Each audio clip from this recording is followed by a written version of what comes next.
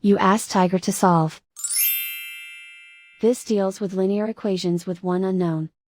The final result is v equals -7. Let's solve it step by step. Swap sides. Group all constants on the right side of the equation. Add 2 to both sides. Simplify the arithmetic.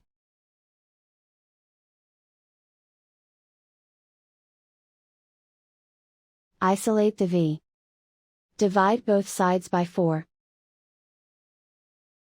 Simplify the fraction. Find the greatest common factor of the numerator and denominator. Factor out and cancel the greatest common factor. And so the final result is v equals -7.